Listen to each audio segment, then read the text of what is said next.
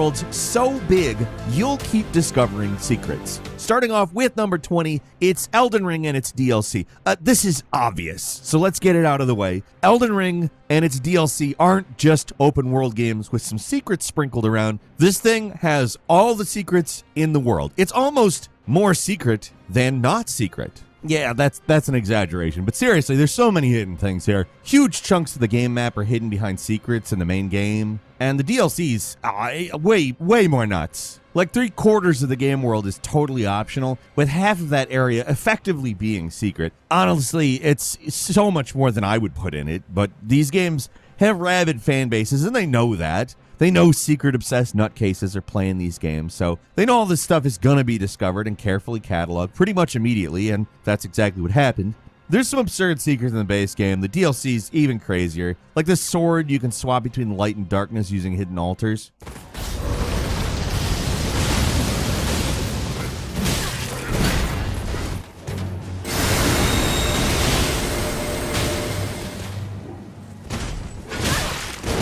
I can only scratch the surface, otherwise we'd just be here the whole day. But if you like secrets and big maps, Elden Ring has both.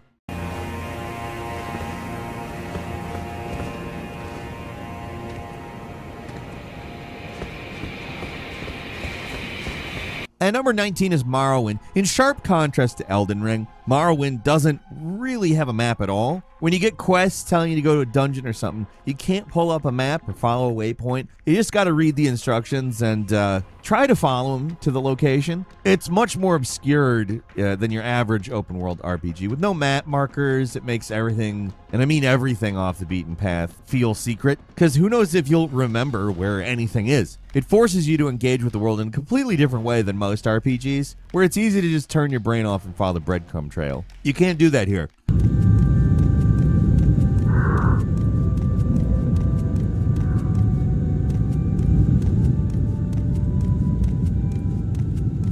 And when there's actual secrets, they stand out even more. Morrowind has its fair share of Easter eggs and little references, but it also has some pretty hidden dungeons that can actually be really easy to miss. That isn't to say this game is as big or as complex as later Bethesda games, but the complete lack of direction makes Morrowind feel a lot bigger than it actually is. And when you find something, even if it's not technically secret, it's still extremely satisfying.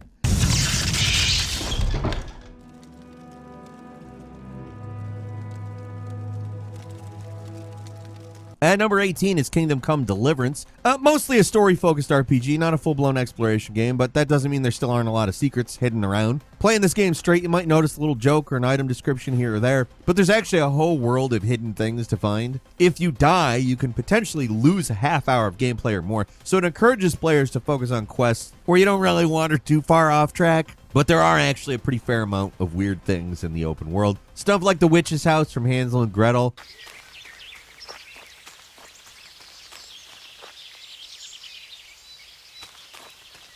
Or some crop circles hidden out of bounds. Lots of oddball stuff you wouldn't expect to see in a game that's trying to go for historical realism. It's also a game where you wouldn't think would be like a lot of secrets, but if you look close, there's a ton of crap hidden between the cracks, so to speak.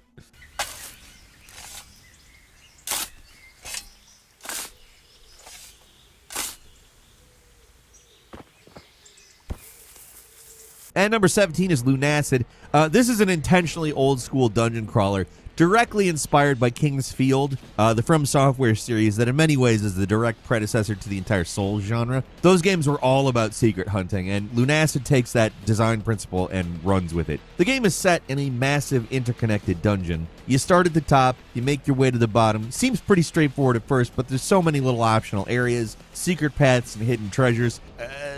It just doesn't feel like a straight line, I guess is the best way to put it. There are some absolutely ridiculous secrets hidden in this game. There's multiple endings, entire secret areas hidden away with optional bosses and enemies.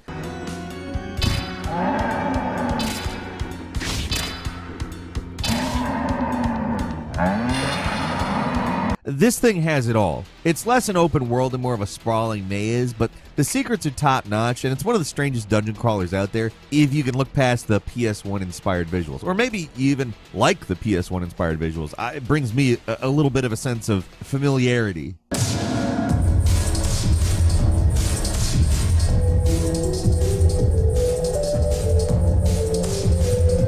At number 16 is Divinity Original Sin 2. When it comes to reactivity in an RPG, Larian, some of the best in the business, obviously. Their secrets aren't the sorts of things you would usually expect. There's some small hidden areas, a few optional fights here and there, but when you're talking about secrets in a Larian game, what people are really talking about is stuff like the unexpected outcomes for certain quests, or synergies between certain abilities and spells, stuff like that. There's way more secret mechanics than secret areas, and that's the stuff that makes their games stand out. An example, if you combine nails with shoes, you can walk over ice without slipping.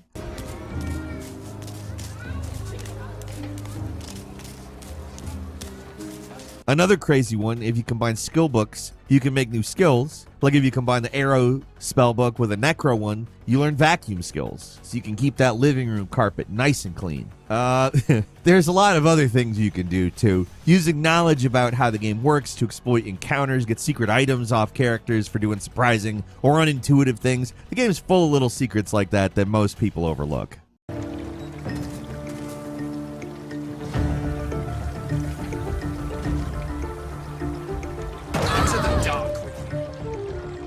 And number 15 is the Gothic series. Pour one out for Piranha Bytes, another studio fallen victim to the slow motion train wreck that is the Embracer Group. It's not like they're really doing their best work recently, but they'll always have my respect for the Gothic games, especially 1 and 2, which were doing something so different compared to many of the RPGs of that time.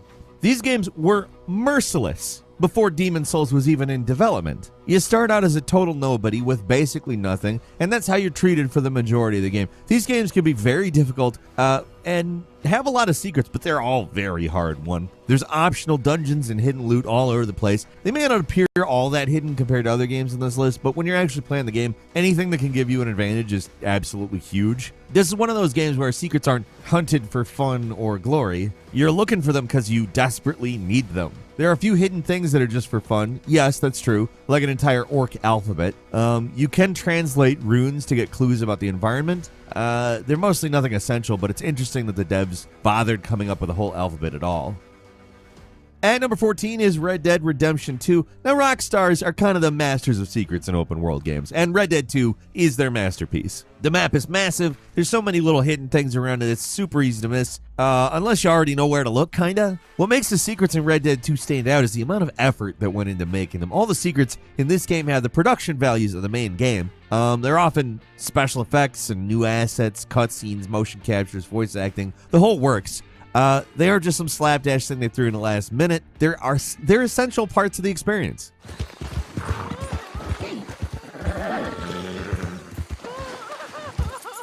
Okay. Man, you all right?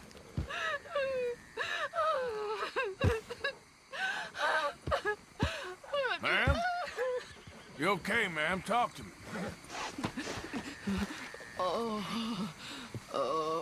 I'm not gonna hurt you. Oh, shit!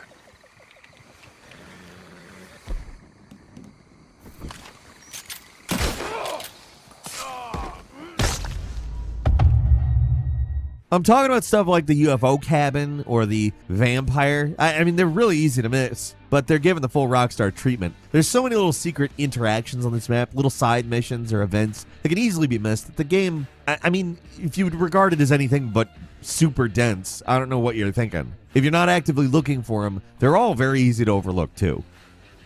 At number 13 is Legend of Zelda Tears of the Kingdom. Breath of the Wild, of course, has its fair share of secrets, but Tears really goes wild with hidden things. The addition of the sky and the underground managed to add so much mystery, even though the map is mostly the same. I mean, it's kind of 3 times the size, almost, in certain ways, but the normal ground is the same.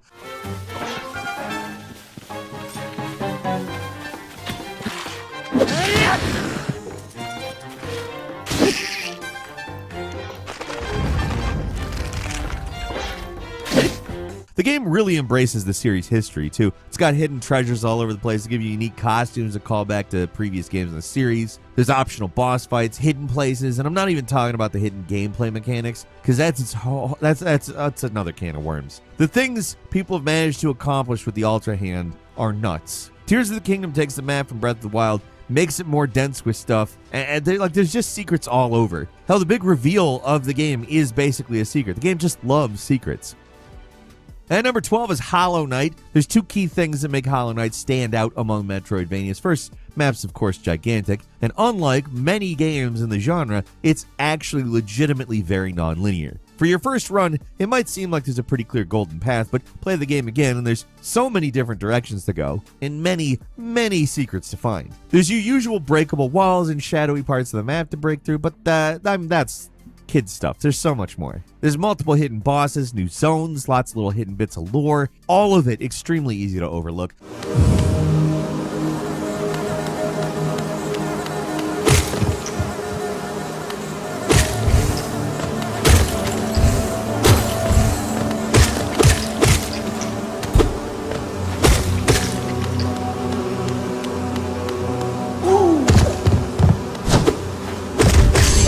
A lot of these secret areas serve no real purpose other than to bring you a room with some interesting background art or find some new tidbit of information about Hollow Nest. They're definitely inspired by From Software with the add-on content, because guess what? Just finding the entrance to new locations like the God Home, it's secret. It's hidden behind multiple breakable walls in a completely random part of the map, which, let me remind you, is gigantic.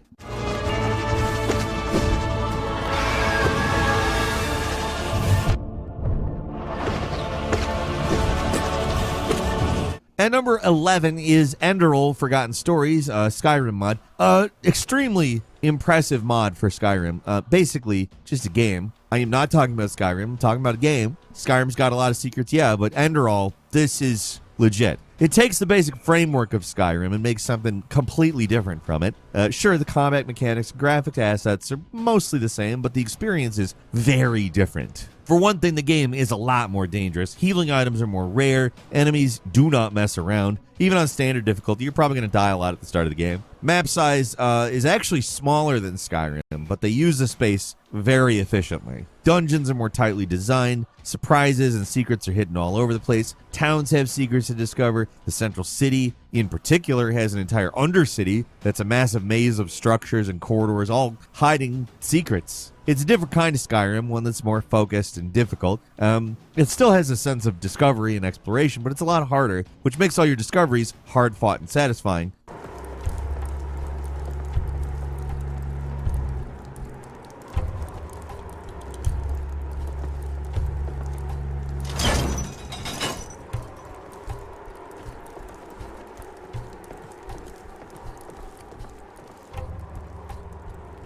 And like I said, the map is technically smaller, but it feels bigger due to how much you end up really finding if you go looking. It's actually also very easy to play. Like, just search for the mod on Steam. Has a separate launcher. There's no real need to figure out mod load orders and crap like that. Just download it and start playing. It's nice.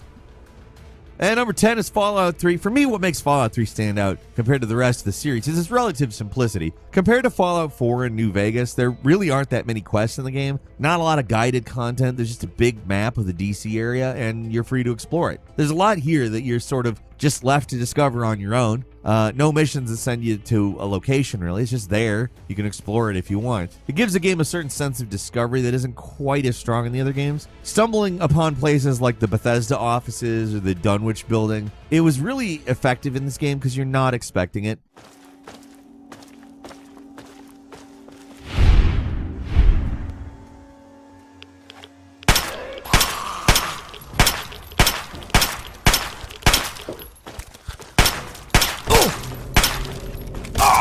It was the first 3D game in the series, the first one to go full open world, so nobody really knew what to expect. And when the game surprises you, wow, does it stick. The secrets in Fallout 3 aren't necessarily better than anything in later games, but with the nature of the game, it makes them more memorable. And number 9 is Dragon Age Inquisition. This game was big, with tons of optional areas and a whole lot of secrets to uncover. There's your traditional secrets like tucked away chests to uncover, hidden quests like the Sutherland and Company series, which was only unlocked after doing the War Table stuff that most people ignore. And then there's the Easter eggs in the Lord of the Pies hidden under Skyhold. There's so many Easter eggs, seriously. Look at this list. It keeps going. BioWare honestly really went wild with this one. If you enjoy secrets, there's so much to dig into. That's not even counting all the little secret events that are super obscure story segments that only happen if you did some pretty specific things in previous Dragon Age games. There's a lot of that, too. And number 8 is Pathfinder Wrath of the Righteous, an RPG with some crazy secrets in it. It's one of those 100-hour behemoths just to finish, but even then you're kind of only scratching the surface. Sure, there's all the usual secrets and Easter eggs you expect in a big RPG like this. And like the first Pathfinder, there's a really arduous and complex path to finding the secret ending no one would find normally.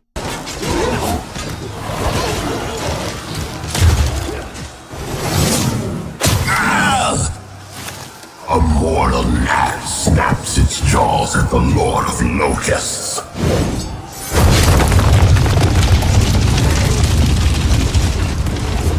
Behold, Iomade. Behold the death I sow. And it doesn't stop there. There's 6 mythic paths, and only 2 of them are unlocked normally. Depending on the path you choose, the events of the game can play out very differently. 4 of these paths are optional and extremely easy to miss without knowing what you're getting into. Sure, some of these mythic paths don't change things all that much, but some of them do. Why are so many of them secret? And number 7 is Cyberpunk 2077. CD Projekt Red is another dev that just loves them Easter eggs. And Cyberpunk stuffed full of them, like just absolutely jam-packed. These things are frickin' everywhere, from little side quests to hidden jokes in the environment, and just bizarre stuff like putting a bridge baby from Death Stranding in a random level. This sort of thing is all over the place, both the main game and in the DLC. There's a secret gun you can only get if you beat the DLC a certain way, and only if you pick up a certain item that seems pointless at the time.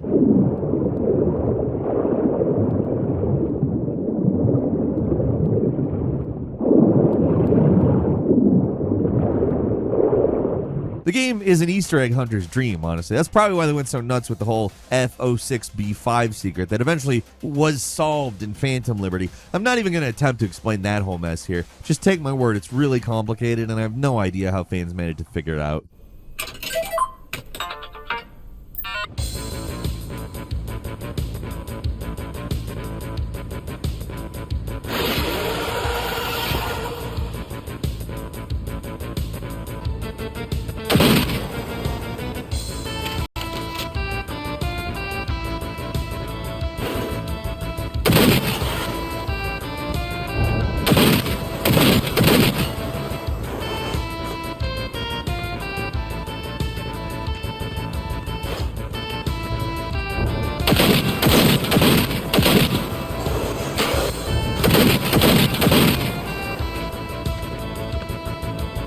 And number 6 is Xenoblade Chronicles 6, the newest entry in this series. It has the best content, period. What was mostly throwaway filler in previous games now are side missions with full stories, voice acting, new characters. A lot of them allow you to unlock new characters, and some of them are completely secret.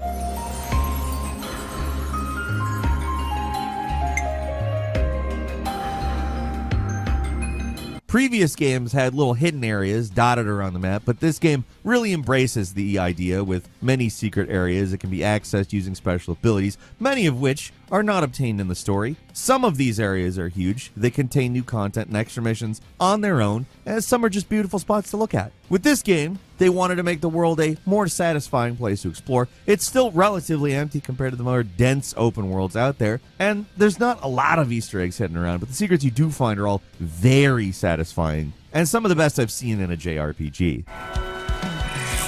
Eyes over here! Thanks! Uppercut, slap! Extra! Butterfly blade! Crack! Crack! Big impact! Go! I couldn't keep it intact! Wow, thanks! Jim Johnson, hammer! No Butterfly blade! And number 5 is Bloodborne, mostly linear, and its overall size is absolutely dwarfed by Elden Ring, but the secrets in Bloodborne are some of the all-time greats. I'm talking about the stuff like Castle Cainhurst, a huge castle on a snowy island that's nothing like anything else in the game. This place isn't just optional, it's totally hidden, and you can get there by getting a special secret invitation, and even then, the actual way to the castle is not clear.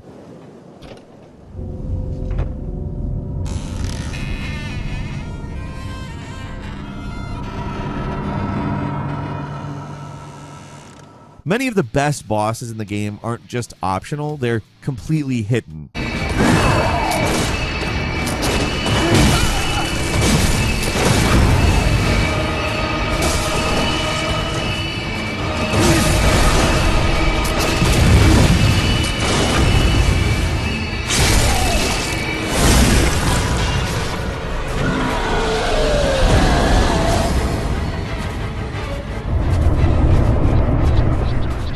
To get to the boss of the upper cathedral ward, for example, you have to break a window and follow a secret path. If you really want to waste time secret hunting, people have spent hundreds of hours scourging the chalice dungeons for hidden things. It took years, but someone managed to find extremely rare and, frankly, a disgusting enemy called the Labyrinth Mole hidden in certain random dungeons. It's far from the biggest game on the list, but the secrets are so good, it has to get a mention. At number 4 is Assassin's Creed Valhalla, another one of those games that's probably a little too big for its own good, but it's got some really good secrets, and I'm not going to complain. Rather than having tons of quests like in AC Odyssey, this game elects to have smaller, more self-contained missions. A lot of them very goofy, or have Easter eggs and jokes in them. They're worth hunting down. There's also some secret bosses similar to the Berserkers in God of War Ragnarok that are just really fun fights. But the best secrets are the weapons. There's a good selection of secret weapons in this game. There's Thor's hammer hidden near the end of the game, the Excalibur, which is sort of a fancy precursor weapon, the most secret of them all, which is a bow, and nobody knew how to get it at first, so everybody just brute forced it. Out of all the Assassin's Creed games, this is probably the most secret heavy. There's tons of the usual collectibles, but it also just goes much bigger and more substantial.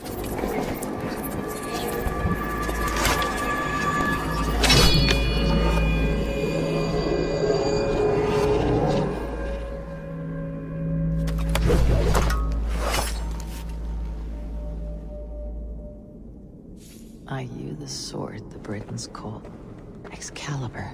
And number 3 is Dragon's Dogma 2. Even though this game came out in 2024, it's intentionally old school in a lot of ways. Fast travel is expensive and difficult. Quests give you very little guidance, and there's a lot of stuff out in the world that you just have to discover for yourself. A lot of new monsters are just completely optional. The Sphinx, for example, is hidden away past a seemingly unrelated area. There are little secret interactions like catapults that you use to break rocks and reveal hidden paths.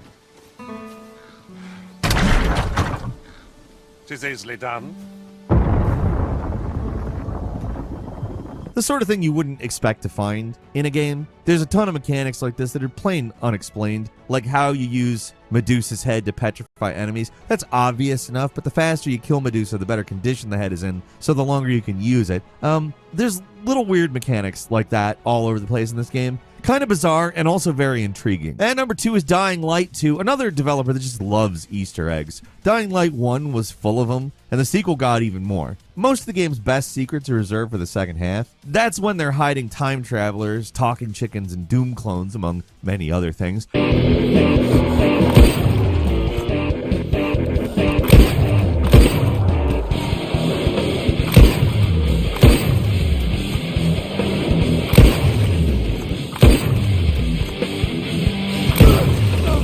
There's broomsticks to ride, hoverboard courses to try out, even a full-blown dev room to discover. Regardless of what you think about the actual game, the secrets are fantastic, and there's so many of them. They're not all winners, I'll say, but most of them are at least pretty entertaining, and the map's big enough that you'll probably not stumble into many of these on your own. You really have to look, and that makes them a secret.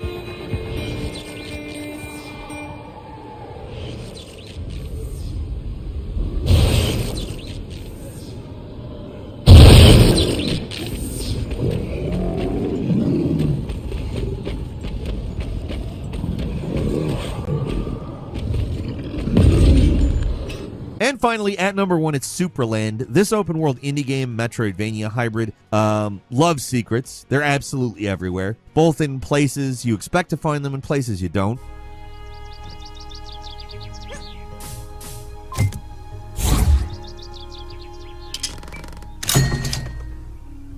The guy who made this thing gets gamers, because every time you feel like you're breaking the game or going out of bounds in a way that's not intended, surprise, there's a reward. They didn't just know people could get into these spots that normally seem impossible to reach. They expect people to do it. I love that.